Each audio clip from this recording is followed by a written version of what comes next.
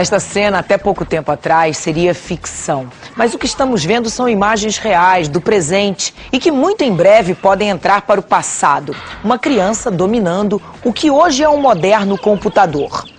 Os jovens rompem as fronteiras do tempo cada vez mais cedo através da tecnologia. O homem encerrou o século XX com o poder de copiar sua própria fórmula genética, seu DNA, e criou uma rede poderosíssima de comunicação que une o planeta, a internet. Bom, a privacidade acabou. Estamos vivendo como se alguém bisbilhotasse os nossos passos pelo buraco da fechadura. Tudo que você quer, tudo que você precisa, pode estar nessa máquina.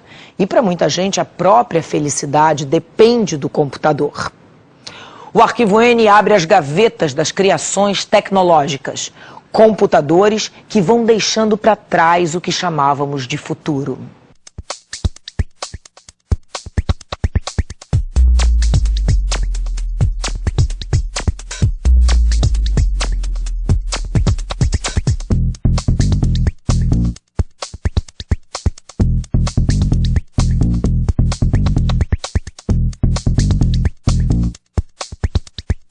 A palavra futuro sumiu do dicionário.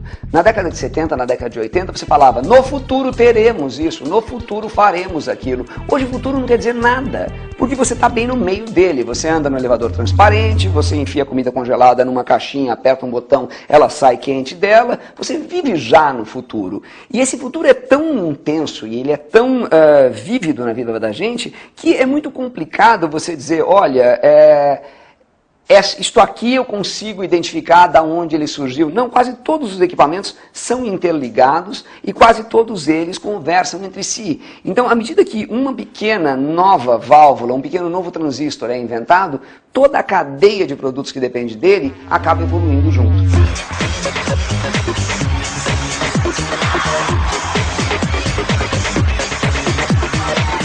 O que tem a ver este senhor com este aqui? Este é o francês Blaise Pascal, filósofo e matemático, que nos idos de 1600 e tantos inventou uma máquina de calcular. Era a primeira semente para Bill Gates se tornar o homem mais rico do mundo 330 anos depois. Entre os dois homens, muitos passos e um invento histórico: o primeiro computador pessoal, o heróico computador com tela escura e letras verdes. William Henry Gates III já escreveu seu nome na história da tecnologia. A grande sacada do jovem que acabava de sair da Universidade de Harvard, dizem os especialistas, foi ter percebido que as máquinas só fariam sentido se tivessem conteúdo. Quando se fala em computadores, a imagem que geralmente vem à cabeça tem clima de ficção científica. Ambientes gelados, com luz artificial e ruídos estranhos, onde máquinas substituem os homens na tarefa de memorizar, calcular, pensar, decidir. Mas a verdade é que esse clima já saiu da ficção e se instalou na realidade. Hoje, a microeletrônica é a segunda maior indústria do mundo, só perde para a do petróleo. E o Brasil ocupa o 8º lugar do mundo nesse campo.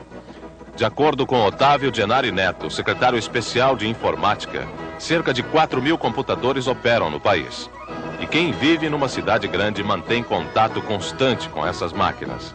A população média de São Paulo teria um contato indireto, nem sempre direto, cerca de 15 a 20 vezes por dia com um computador eletrônico. Esses contatos indiretos podem ser através das contas de luz, água, gás e telefone, todas processadas por computadores. Mesma coisa com as multas de trânsito, os olerites de pagamento, os extratos bancários, os impostos. Até a sorte nos cartões da Loto e da Loteca é controlada por computadores. Quando você compra uma passagem de avião em São Paulo, a funcionária da companhia aérea consulta um terminal, ligado eletronicamente a um computador central, que informa números e horários de voos, se tem lugar ou não, e garante ou não a reserva.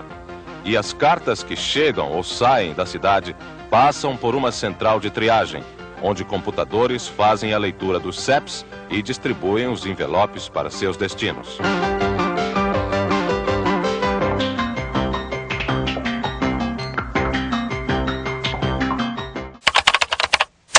A small band of electrical engineers set out to turn a room full of wires and vacuum tubes into the world's first functioning computer.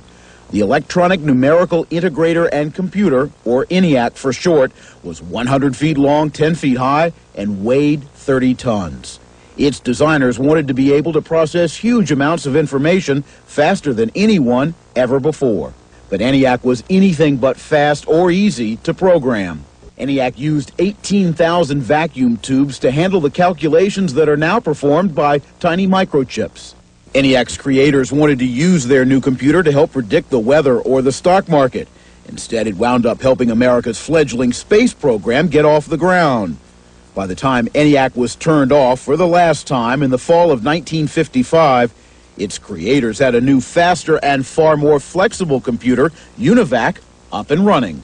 O primeiro computador produzido em série, digamos, o UNIVAC. O UNIVAC tinha o tamanho de uma geladeira e ele não era uma máquina para uso pessoal, definitivamente era uma, pelo preço, pelo tamanho, pela complexidade das operações, enfim, aquilo era uma coisa para o que a gente chamava de cérebro eletrônico, ficava em laboratórios, em universidades.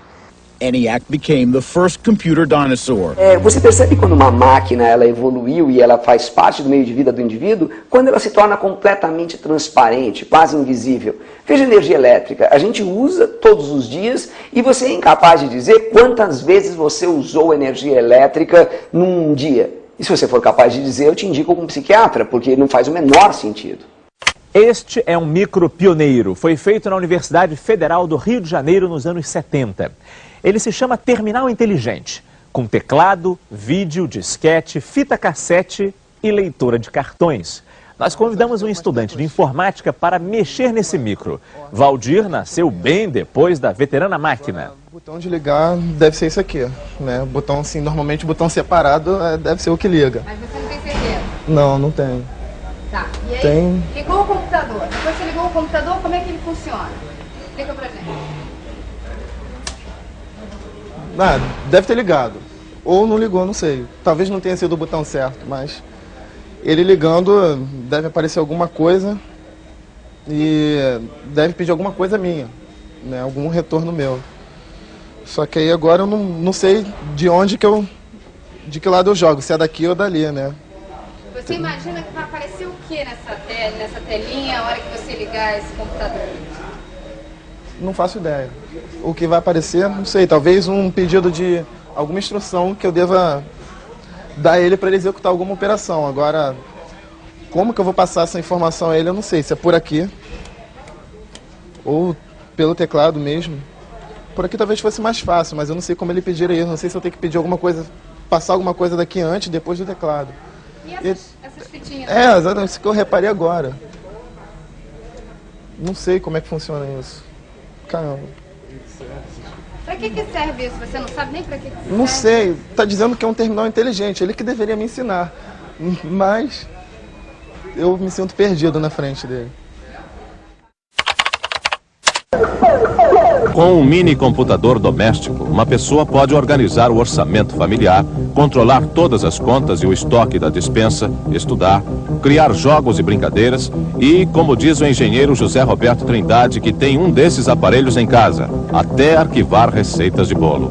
Então era só colocar, pedir o número da receita, a receita apareceria na tela. Você colocaria o número de pessoas e daria a quantidade exata para se fazer para 2 pessoas, ou para 10, ou para 100, a quantidade que você colocar sem maiores cálculos. É só colocar no teclado quantas pessoas imediatamente aparecem. E, de acordo com o diretor do Centro de Processamento de Dados do Estado de São Paulo, o computador já está entrando nas casas brasileiras.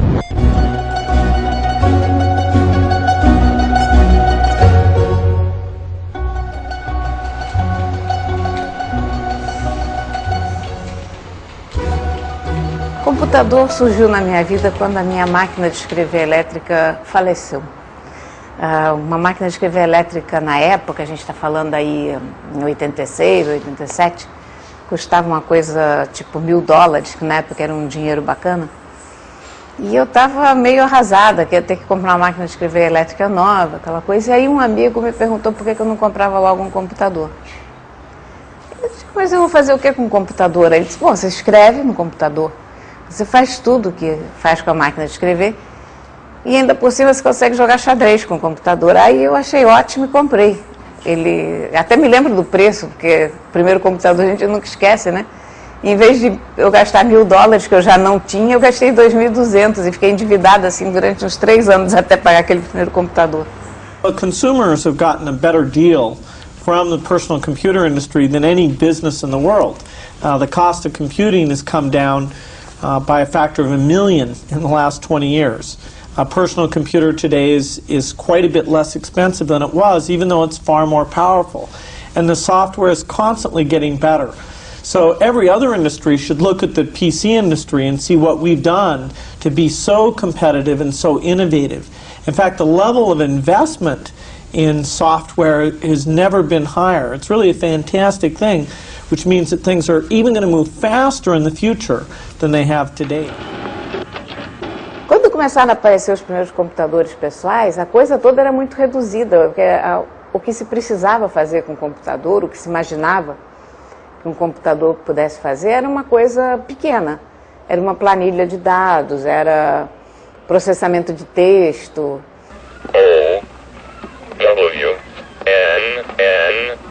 Era eventualmente CAD, o CAD é o Computer Aided Design, que os arquitetos usam muito, os engenheiros usam também até hoje. E aí começaram a aparecer as aplicações gráficas e começaram a aparecer os games. E os games puxam muito pelo desenvolvimento da indústria.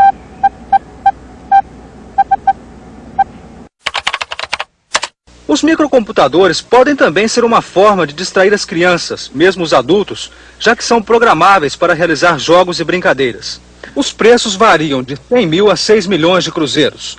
Há uma grande curiosidade por este terminal que a Telesp trouxe para a exposição. Em São Paulo, 1000 terminais de consulta como este já estão instalados. O usuário aluga os serviços de 30 fornecedores e pode receber por linha telefônica notícias de 2 jornais diários, prognósticos esportivos e até saber do horóscopo chinês. 1986 e mais novidades. Cores, 256 cores numa paleta de 4.096 cores. Vários níveis de cinza, as 3 dimensões na telinha. E lá estavam as impressoras brindando o nosso nacionalismo.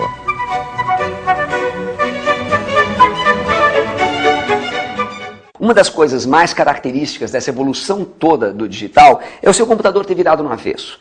Até 2005, 2006, você queria computadores parrudos. Você falava em megahertz, você falava em gigabytes, eu quero uma máquina cada vez mais forte. Hoje em dia, você parou de falar nisso, a sua máquina virou no avesso e hoje não é mais importante você ter um equipamento potente, até porque todos são, é muito mais importante você estar ligado a uma rede potente. Então, se eu te der a opção, você quer uma máquina muito poderosa, que não fala com ninguém, ou você quer uma máquina porcariazinha, mas que fala com uma rede muito rápida, a sua opção é pela segunda. O computador desconectado era uma máquina que agia só como uma extensão do teu cérebro, digamos assim, no sentido de agilizar um pouco o que você estava fazendo, de fazer as tuas contas por você, de permitir a você escrever de uma forma mais simples, porque você podia recortar parágrafos do fim, botar para frente, trocar a ordem das letras. Você podia jogar xadrez, você podia jogar uma série de games, mas você não tinha interatividade. Quando aparece a internet, as máquinas se conectam. E hoje o que a gente tem, na verdade, metaforicamente, é uma grande, imensa máquina, a qual todos nós estamos conectados. Quando você tira a internet da jogada, o computador parece não ter mais utilidade nenhuma, né? As pessoas ficam prostradas quando ficam sem internet, dizem, minha internet caiu e aquilo é o fim do mundo. Porque é como se de repente estivessem desconectadas do mundo. E na verdade estão, porque a gente criou também essa coisa da conexão contínua em todo tempo, toda hora.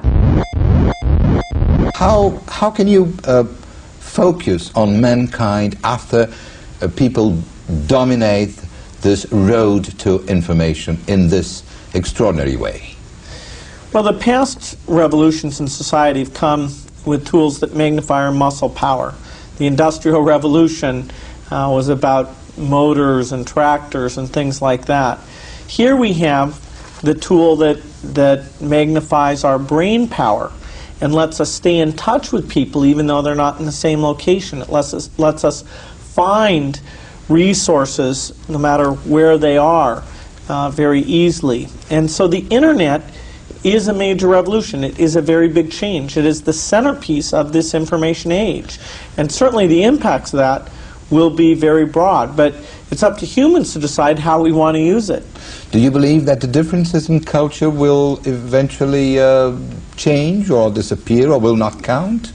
No, I doubt that very much. In fact, when I walk the hallways of Microsoft, I can see that people at Microsoft who come from different countries are using the internet to get out and listen to radio programs from their country. You know, I hear radio programs from India or Israel or Brazil or all the different places. Or you can send electronic mail to your friends and relatives who are back in your home country. So the ability to reach out and pursue your cultural interests is greatly improved by the internet. Just because we all watch TV, we all use the telephone, doesn't mean we have the same interests. And so we'll take this and use it as a tool for cultural interests. A internet, na verdade, hoje em dia principalmente, ela se tornou uma gigantesca cidade pequena. Você fala, é uma rede mundial? Mentira, você conhece, tem algum amigo na África? Não tem. Quantos amigos você tem na Ásia? 2 ou 3? Bom, mas a África mais a Ásia somam 3/4 da população do planeta e você não tem nenhum amigo lá? Então não é uma rede mundial, é uma cidade minúscula que todo mundo tem comportamento de cidade minúscula. Então numa cidade minúscula, se você encher a cara, todo mundo sabe. Se você der um vexame, todo mundo sabe. Se você se destemperou, todo mundo sabe. E todo mundo te conhece muito bem. No mundo do Twitter, no mundo do Facebook, no mundo do Skype, todo mundo te conhece muito bem, todo mundo sabe todas as besteiras que você fez e todo mundo passa o dia inteiro a fofocar. Então quando o indivíduo falava há um tempo, não, olha, eu passo 10 horas por dia na internet, ele ainda conseguia convencer os pais que ele estava num ambiente de estudo, ele está num enorme ambiente de fofoca, quando não está num ambiente de videogames. Eu tenho vários brinquedinhos. Esse aqui eu já não considero mais um brinquedo, quer dizer, eu passo tanto tempo colada nessa máquina aqui que ela é uma extensão. Um dos meus brinquedos favoritos nesse momento é esse aqui, que é o iPad. Os meus celulares, que eu amo de paixão, sem os quais eu não saio de casa. A minha câmerazinha compacta. Esse cartão é um cartão Wi-Fi. Então, eu fotografo, ele funciona como qualquer cartão normal. E eu deixo a câmera ligada aqui, por exemplo. E quando eu chego, as fotos já estão todas no computador, porque todos trabalham dentro da mesma rede Wi-Fi. Esses brinquedos todos que eu estou mostrando, aliás, esse aqui é o Samsung Galaxy Tab. Esse daqui é o meu notebook. Ele é um MacBook Air de 11 polegadas, delicioso de usar. E como vocês veem, o tamanho dele é uma coisa deliciosa, né?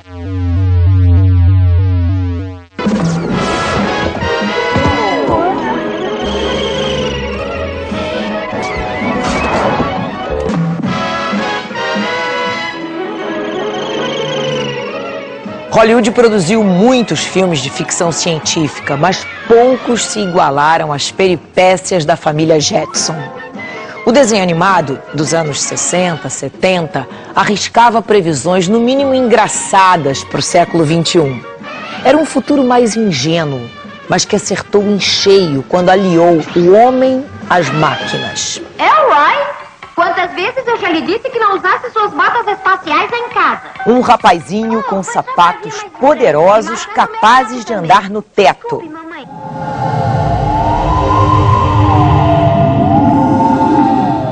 O que é que você quer comer agora? Nada, obrigada. Estou de dieta. Espere aí. Você não esqueceu do seu maiô? Não esqueci. Essa é sua roupa de banho? É o modelo mais sensacional e moderno, mamãe. Esteiras para se caminhar.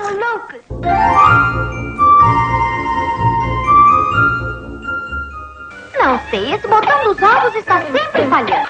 Máquinas que fazem comidas instantâneas. Eu apertei ovo cozido e veio um frango assado.